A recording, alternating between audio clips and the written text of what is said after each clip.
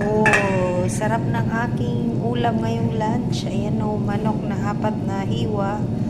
Dinamihan ko ng malunggay at ng pichay. So, mapapadami na naman ako ng kain nito.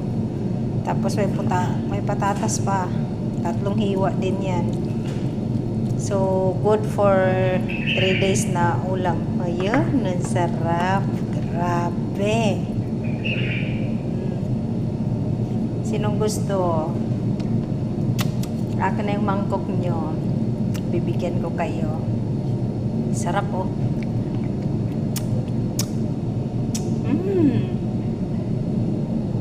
Kung sa Pilipinas lang to may papaya at tanglad, kaya lang dito wala eh.